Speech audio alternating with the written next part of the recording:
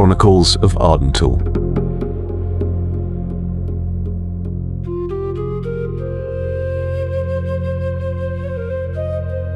Episode 9. What Remains.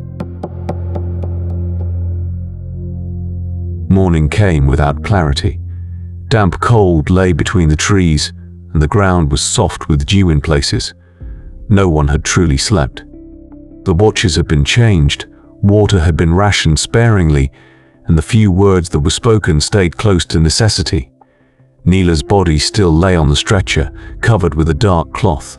Mela had insisted that the stretcher not be placed at the edge, but where it had to be seen. Alina was grateful to her for that, even if she did not say it. She knelt over the map spread out on the ground. The cloth had grown dirty along the edges, and moisture had blurred the sharpness of the lines. During the night, Mara had added more markings. Jonna had placed small stones where she suspected guards, and Taryn had used a piece of wood to mark possible wagon routes. Everything was imprecise. Everything was better than moving blindly. "We do not all go forward," Mara said. Alina nodded. "Only the fast group as far as the hill. The rest remain back until we are certain." "We will not be certain," Jonna said. "Then, until we know enough." That was the difference they could afford. Rena stood a little apart with Elder and Irma. She was pale, but she worked. She had checked water skins, sorted bandages, and helped Mela secure Nayla's stretcher again. Since the second ambush, she had no longer tried to push toward the front. Alina did not know whether that was guilt or maturity. Perhaps it was both. She turned to the 10, though there were no longer 10. The thought cut more deeply than she had expected. "We go to the hill," she said. "No movement into the camp before we know how many guards there are and where the prisoners are held." Jonna and Mara checked the edges. Leo and Sana listened for voices and roots. "Barrett, you look at gates, locks, and pens as much as distance allows. Taryn remains with the return line and keeps the wagons ready. Mela, Elder, and Irma stay with the supply group until we know whether wounded men must be moved immediately." Barrett looked toward the stretcher where Neela lay. "And who secures the ropes?" Alina kept her eyes on the map. "You and I." Barrett did not answer. That was agreement enough. They set out while the light still lay low between the trees. Mara went ahead, Jonna slightly offset behind her. Alina followed with Sana and Leo. Barrett moved behind them, heavier but not careless. The ground rose slowly. Roots pushed out of the earth, thorns caught at cloth, and more than once they had to stop until Jonna gave a small hand signal that the way was clear. The hill was lower than Alina had expected. From below, it had seemed more significant. From above, it was enough. The camp lay in a hollow. It was no great army camp with ordered rows and solid walls. It consisted of hastily raised palisades, several wagons, 2 larger tents, fire pits, and an area of wooden pens built against the rock wall. That had to be where the prisoners were. The ground was trampled. Smoke hung low over the fire pits. Men moved between the tents and the pens, some armed, others carrying buckets or ropes. The guards were not evenly placed. 2 at the northern entrance, 1 near the wagons, 2 at the pens. More had to be inside the tents. Alina counted. Then she counted again. "At least 12 visible," Mara whispered. "More in the tent," Jonna added. Leo pointed with his chin toward the southern edge. "There is a narrow exit there. Not a gate, more a gap between palisade and rock." Barrett followed his gaze. "Too narrow for many, good for individuals." Sana narrowed her eyes. "They do not speak like regular soldiers." Alina looked at her. "Too few commands," Sana said softly. "Too many individual voices. It feels mixed." "Mercenaries?" Barrett asked. "Probably." Alina looked toward the pens. Something moved there, A man was led out of one of the wooden enclosures. He walked bent, but on his own feet. His hands were bound. A guard shoved him forward. The man turned his head briefly, and Alina held her breath. Not Arvid. Not Arvid. Not Mathis. Still someone from Ardenthal. She did not recognize him, but the cut of his cloak and the cloth at his belt were familiar. The guard brought him to a water barrel. He was allowed to drink, then push back again. "They are not keeping them in chain lines," Mara said. "Not yet," Berit replied. "These pens were built quickly. If they meant to keep them longer, it would look different." Alina took that in. It could mean they were soon to be moved. "We do not have much time," she said. No one contradicted her. They withdrew from the hill slowly and in the same order in which they had come. Only when they were out of sight again did the real conversation begin. Taran listened without interrupting. Mela stood with her arms crossed beside the wagons. Irma and Elder had already prepared bandages, as if they had read enough from Alina's face. Rena held a water skin in both hands. Alina knelt at the map and traced the camp's layout with a piece of charcoal. "We do not attack the camp," she said. "We open it." Berit nodded at once. "That is better. Mara and Jonna take the northern edge and bind the guards there. Not for long, only enough that they do not run to the pens." "Bind means?" Mara asked. "Distract, wound, kill if there is no other way." Mara accepted that without visible reaction. "Leo and Sana come with me to the southern gap. Berit comes too. We open whatever has to be opened. Elder and Irma remain just behind with Mela. As soon as the first prisoners come out, you decide who can walk and who must be carried." Taran brings the wagons closer as soon as he sees the signal. "What signal?" Taran asked. Jonna took an arrow from her quiver. Burning cloth on an arrow. Into the ground before the southern path, not into the air. "Good," Taran said. Alina looked to Rena. "You stay with Elder." Rena nodded without objecting. That was perhaps the clearest proof that she had learned. "And the main group?" Mela asked. "They come only once. The first prisoners are out. Before that, there are too many bodies too early in the wrong place." Mela accepted that. The plan was not beautiful. It was not complete. It had gaps they could not close. But it had directions, tasks, and return routes. There was nothing more. They waited until late afternoon. Not until night. Night would have given them cover, but it would also have taken movement from the prisoners. The wounded stumble in darkness. Panic grows larger in darkness. Late light was a compromise, and every compromise had a price. Shortly before they set out, Alina went to Nella's stretcher. She did not lift the cloth. She only touched the edge of the rope that held the stretcher together. Nayla had tied it before she died, the knot held. "We bring her back," Berit said behind her. Alina turned. "Yes." Berit looked toward the camp, which they could not see from here. "And the others?" Alina nodded. Then they went. The first part went better than Alina had dared to hope. Mara and Jonna reached the northern edge without being discovered. A stone rolled deliberately down the slope, not loudly, but noticeably enough that one of the guards lifted his head. Then there was rustling farther north. 2 men left their post. Jonna struck one of them in the leg. The other shouted, and with that the camp began to turn in the wrong direction. Alina moved with Leo, Sana and Berit toward the southern gap. The path was narrower than expected. Thorns tore at her sleeve. Once Berit's tool pouch caught, and Sana freed it with such a calm hand that Berit would probably later claim she had done it herself. They reached a palisade at a place where the rock cast a shadow over the ground. There was space between 2 wooden posts. Not much. Enough for one person if they were not too broad and carried little. Berit examined the connection. "Not built to last," she murmured. "How long do you need?" "Too long if you keep asking." Alina closed her mouth. Behind the palisade, they heard voices. One cursed. Another called for water.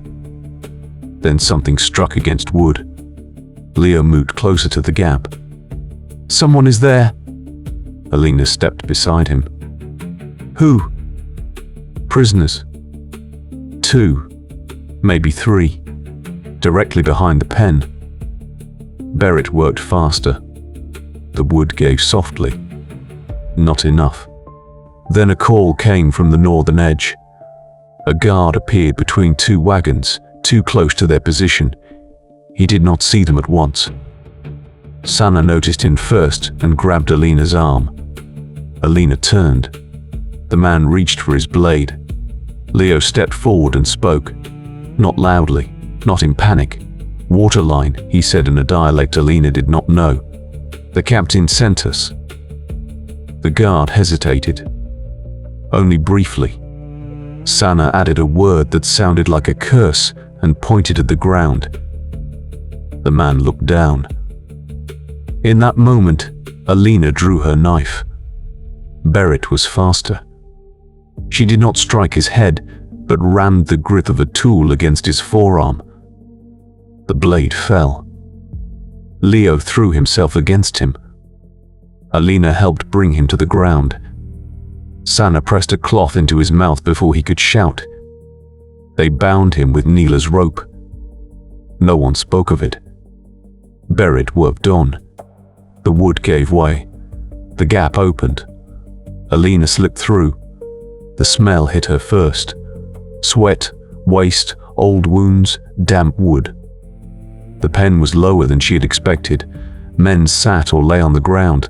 Some lifted their heads, others barely reacted. For a moment, no one saw her as rescue. She was only another movement in a place where movement rarely meant anything good. "Ardenthal," Alina said softly. "Whoever is from Ardenthal comes here." A man blinked. Then she recognized him. Mathis. He did not sit at the front, but against the side wall. His face was narrower, his hair clotted, a dark bruise at his temple. But his eyes were awake. He did not say her name. That saved them both. "Whoever can walk helps those who cannot," she said. "No crowding, no shouting." Mathis rose to his feet. For a moment he swayed. Then he reached for the man beside him and pulled him up. "The king," Alina said. Mathis glanced toward the rear partition. There. Her heart struck hard, but she did not go at once. First, people had to get through the gap. Berit helped from outside, Leo pulled, Sana counted, Elder received the first men. Mela lifted a man who could barely stand and carried him away without a word. Then Alina went to the back. Arvid did not lie on the floor. He sat leaning against the wall, his hands bound, a bandage around his torso. His face was grey with exhaustion, but his eyes opened when she came closer. "Alina," he said. This time it was no title. She knelt beside him. "We're getting you out." He looked at her, and despite everything there was in his gaze, a remnant of the man who had explained borders to her in the map room. "Who is we?" "Ardenthal." A faint, barely visible smile entered his face. "Of course." She cut through his bonds. "Can you walk?" "With help." That was honest. Good. Mathis had appeared behind her. "I will help." Alina looked at him only briefly. Too briefly for everything that stood between them. Long enough to know he was alive. Then help. Outside, the plan tilted. A horn was blown. Not by them. Someone had noticed the escape. Shouts ran through the camp. Mara and Jonna withdrew, but not quickly enough to bind all the guards. 2 men came toward the southern side. Taran brought the wagons closer than planned because he had heard the horn as well and did not wait for the signal. That disobedience probably saved lives. Alina led Arvid through the gap with Mathis. The way was too narrow. Arvid clenched his teeth as his bandage scraped against the wood. Outside, Elder assessed him at once. "Onto the second wagon," she said. "I can still stand," Arvid muttered. Irma stepped up to him. "That is lovely for you. Sit anyway." Arvid looked at her, and for a brief moment Alina almost laughed. It stuck in her throat. Then came the second loss. Mela had remained by the pens to pull out a man whose leg was trapped under a beam. Berit tried to loosen the wood, but the shouts came closer. A guard rushed in from the side, blade raised. Rena saw him first and screamed. Mela did not let go of the prisoner. Jonna shot, but the man was too close. Mela turned, did not take the strike fully, but enough. The blade caught her side, deep beneath the ribs. Berit struck the attacker down. Rena ran to Mela despite everything she had learned. This time it was right, because Mela fell and would otherwise have collapsed onto the prisoner. Alina reached her seconds later. Mela lay on her side, her hand still on the arm of the man she had meant to save. "Is he free?" she asked. Berit had loosened the beam. The prisoner was pulled out. "Yes," Alina said. "he is free." Mela breathed heavily. "Then carry him." Rena knelt beside her, hands full of blood, and looked at Alina.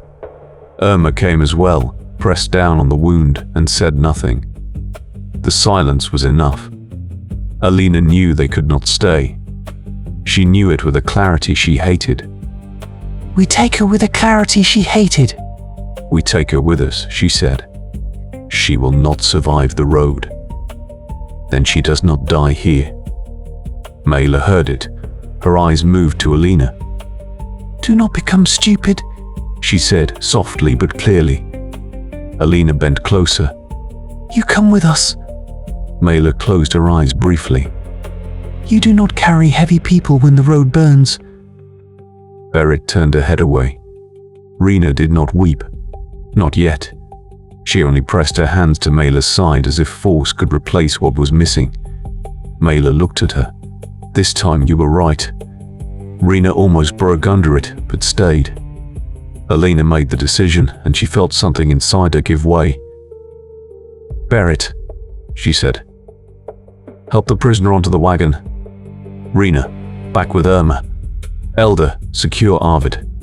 Jonna, cover the retreat. Mara, everyone to the southern line." "And Mela?" Rena asked. Alina looked at Mela. Mela gave her the answer with her eyes. Alina knelt briefly beside her and laid her hand on Mela's shoulder. "You are not alone." "No," Mela said. That was all that remained. They went. Not all at once, not in order, but quickly enough.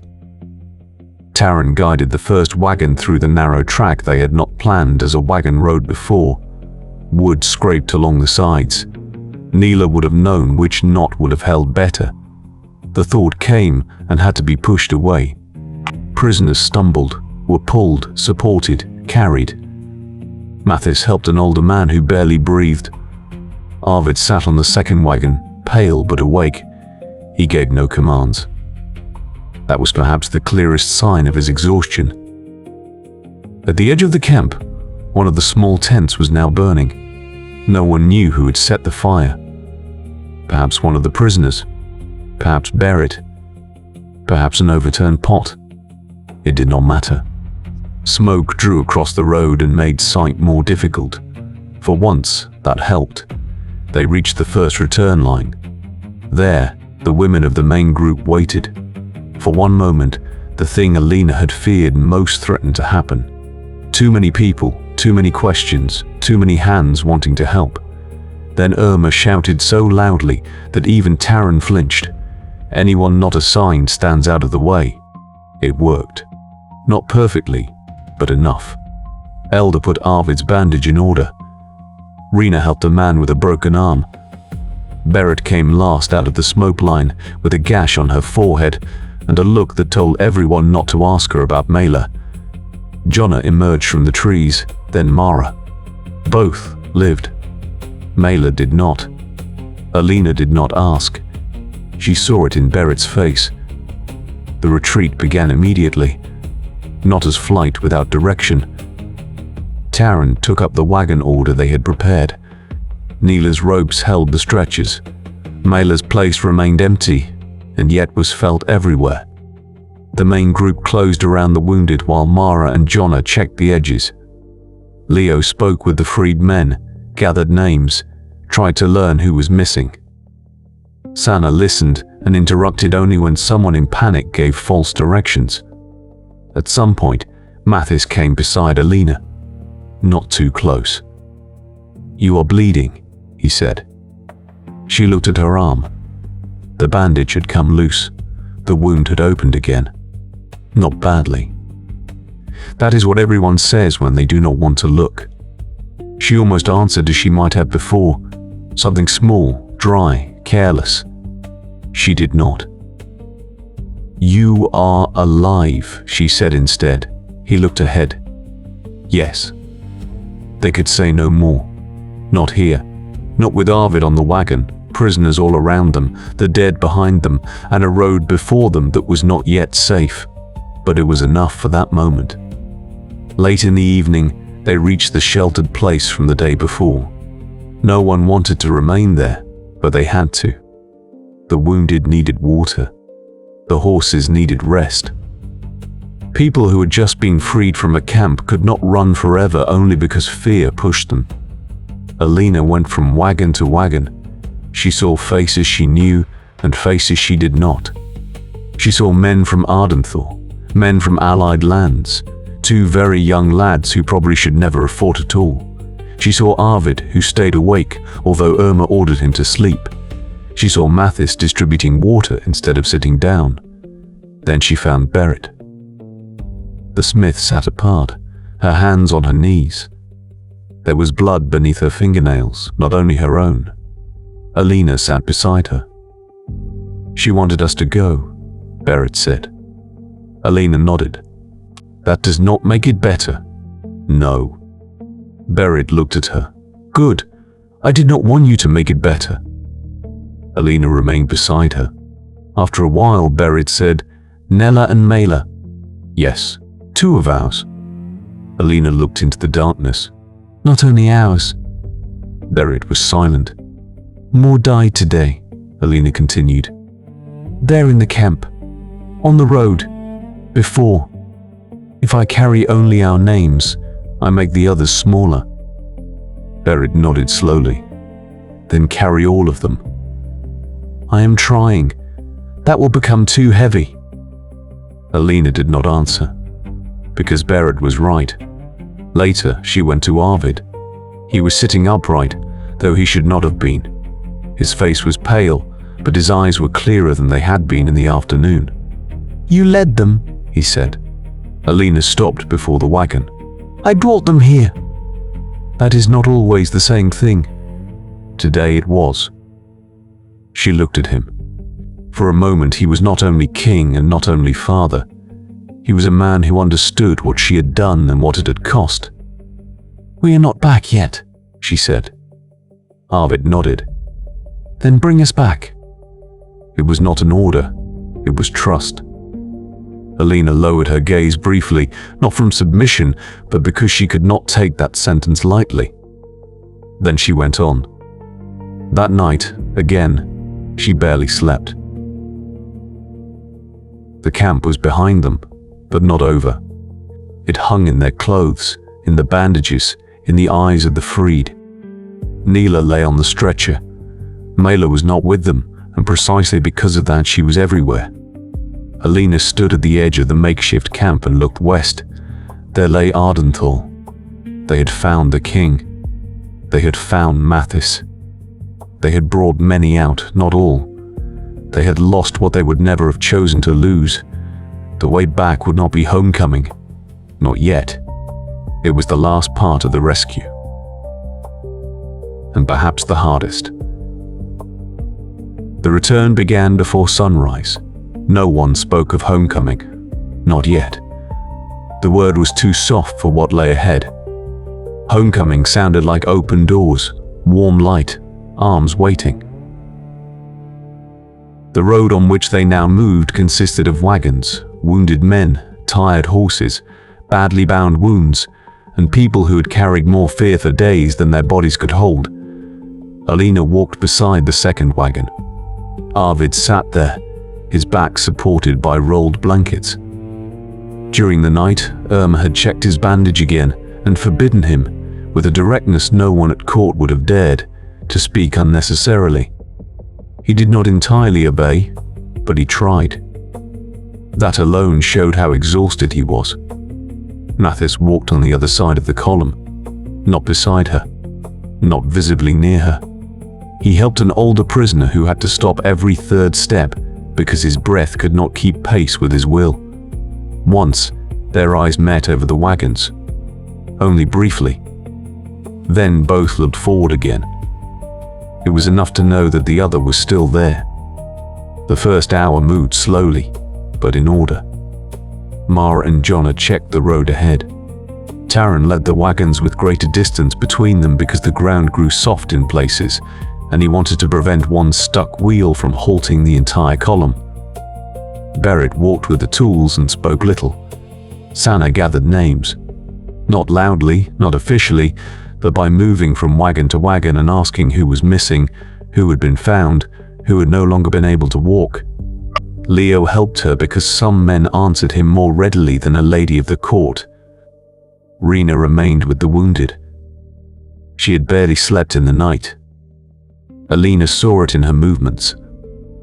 She was slower than usual, but not uncertain. When a man reached for water and dropped the skin, she picked it up, held it to his lips, and waited until he turned his head away on his own.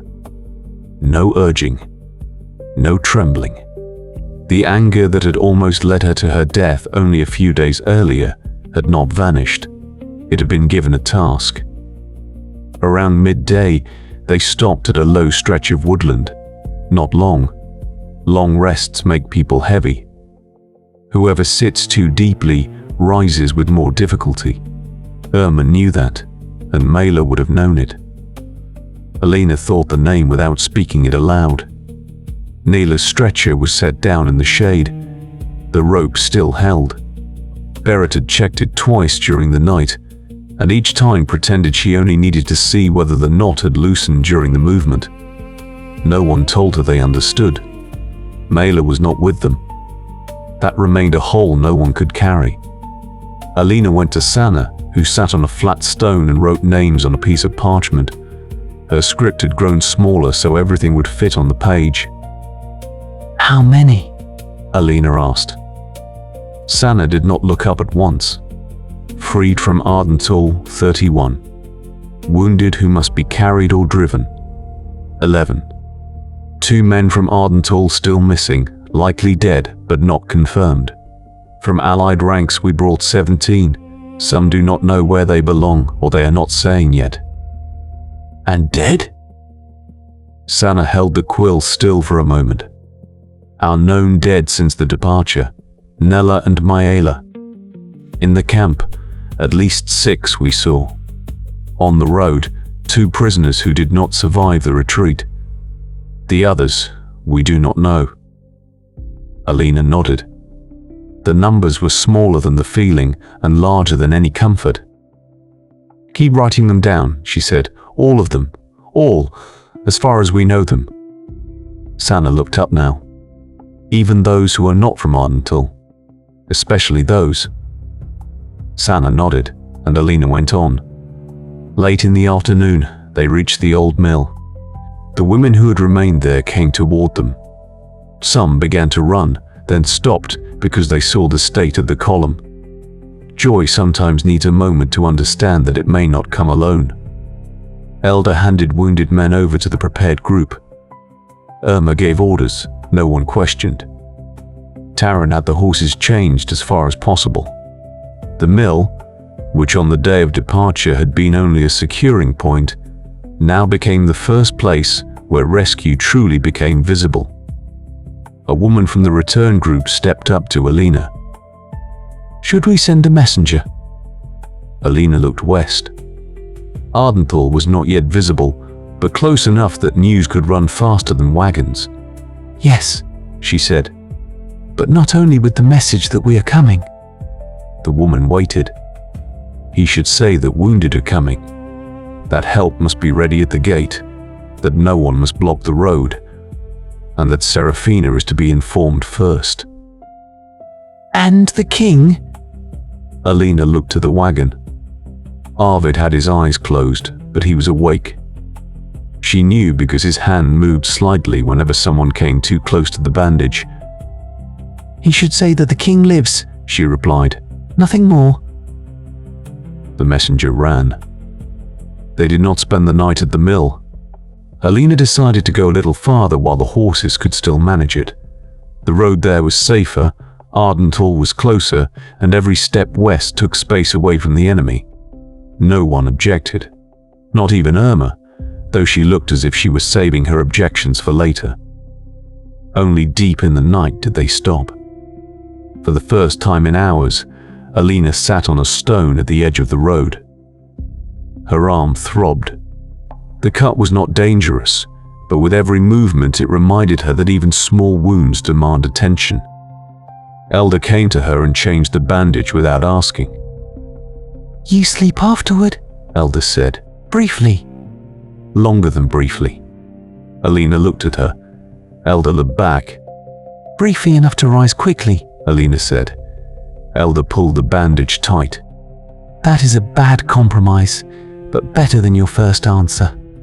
Alina almost smiled. She did not quite manage it.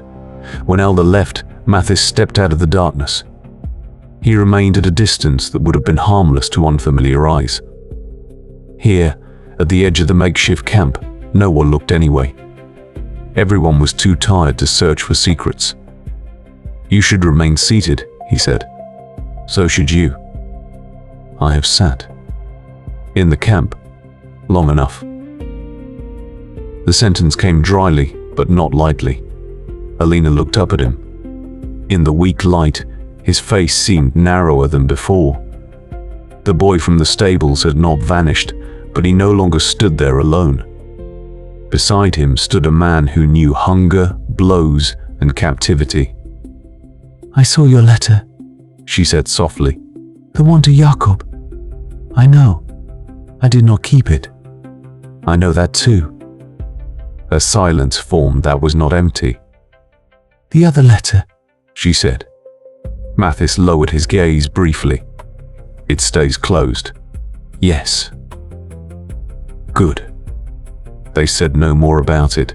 The sealed letter lay somewhere in Ardenthal, unopened, and for the first time Alina was grateful for every word inside it she did not yet know. Mathis looked toward the wagons. "Your father asked for you. He saw me." "That is not the same." Alina followed his gaze. "What did he ask? Whether you were wounded?" She looked at her bandaged arm. He saw that. He asked anyway. Alina did not answer. Mathis stepped half a pace closer, then stopped. "You brought him back? Not alone?" "I did not say that." A cough came from near one of the wagons. Both looked toward it. The moment dissolved before it could become dangerous. "Sleep," Mathis said. "You too." He nodded and went back to the men. Alina remained seated a moment longer. Then she stood, found a place near the wagons, and slept for a short while with her back against a wheel. The next morning, Ardenthal was visible. At first only as a line, then as walls, then as a gate. The column slowed, although everyone wanted to reach it faster. The wounded could not be sped up only because the goal was near. Horses stumble more easily when rushed. People make mistakes when hope shoots into their legs.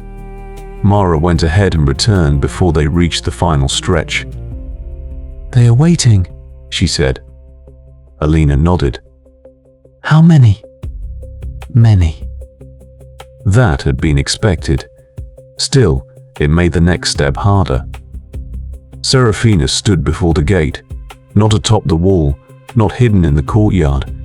She stood outside, where the road entered the town.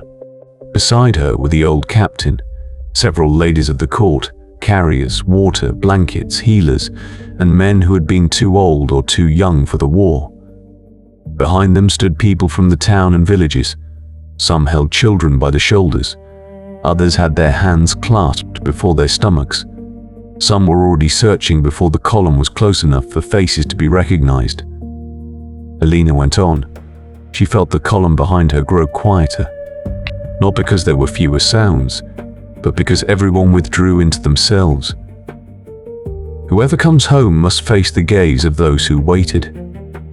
When she reached Serafina, the queen said nothing at first. Her gaze went past Alina to Arvid's wagon. Then she went there. Arvid opened his eyes when she came close. He wanted to sit up. Irma, who walked beside the wagon, laid a hand on his shoulder and pressed him back without any courtly ceremony. "You stay," she said. Serafina looked briefly at Irma. Then she looked at Arvid. "You live," she said. "Yes." The word was small, but it was enough. For everything else, there were too many eyes. Serafina laid her hand on his. "Only briefly." Then she turned and gave orders. "Water first. The badly wounded to the northern wing. Freed men to be registered. Families held back until the names were ordered. No one was to run between the wagons in panic. The first people began to weep. Not all from grief. Not all from relief. Some wept because they found a face. Others because they found none. A boy tore himself free from his mother and ran to a man being lifted from a wagon. The man did not recognize him at first. Then he raised his hand slowly, and the boy stopped before him, as if suddenly afraid he might break him. A woman searched the rows and repeated a name. No one answered her.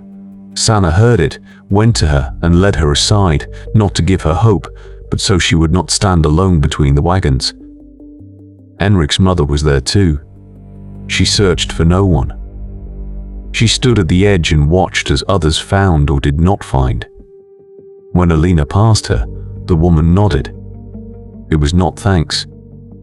It was recognition of work no one had wanted to do. The stretcher with Neela was carried through the gate. Berit walked beside it. As they passed the crowd, a small circle fell silent. Some recognized Neela. Others did not.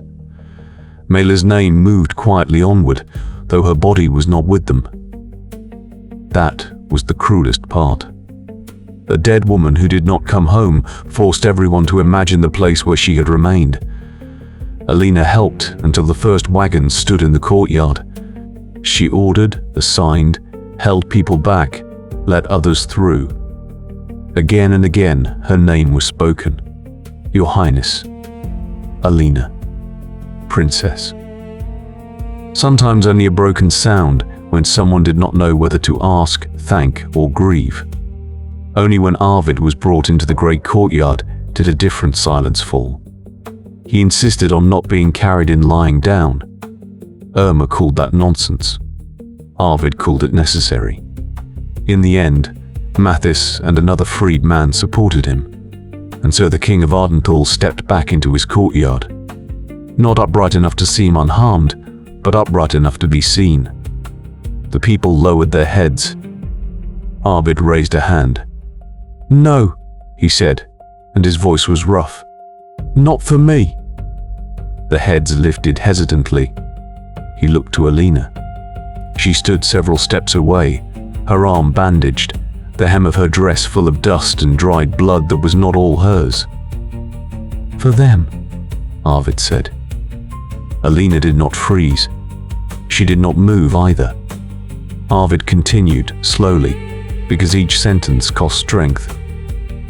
"Ardenthal did not bring me back through an army. Ardenthal brought me back through those who had been left behind, His voice did not carry to every corner, but the front rows passed the words on, not loudly, word by word. My daughter acted when others had to wait. She led when leadership was needed, and she bore a price that must not be forgotten. Alina took a step forward, not from pride, but because she could not evade him. "Father," she said, softly enough that only those near could hear. Arvid looked at her. For the first time in a long time, there was nothing testing in his gaze. Only exhaustion, pain, and something Alina did not want to name too quickly. Recognition was too small a word for it. "Ardenthal owes you honor," he said. Now everyone heard it. Alina felt the words work through the crowd. Honor was dangerous. Honor turned actions into stories. Stories made people larger than they wanted to be and smaller than they were. She looked to Berit, who stood beside Nella's stretcher. She looked to Rena, whose hands still carried blood beneath the nails. She looked to Sana, who supported a weeping woman. To Taran, who could barely stand straight anymore. To Mara and Jonna, who remained at the edge because they were used to not standing in the center. To Elda and Irma, who were already working again. To Mathis, who supported Arvid and did not seek her gaze. Then she looked back at her father. "No," she said. It grew quieter. Alina raised her voice, not strongly, but clearly. "I did what was necessary, not alone, not for honor. We went because people were captive. We came back because others carried, led, bound, opened, watched, and endured." She turned toward the crowd. Neela fell. Mela fell. Many men died in the camp whose names we do not yet all know. Others were already dead before we could reach them. If courage is spoken of today, then not mine alone. If names are named today, then all that we know.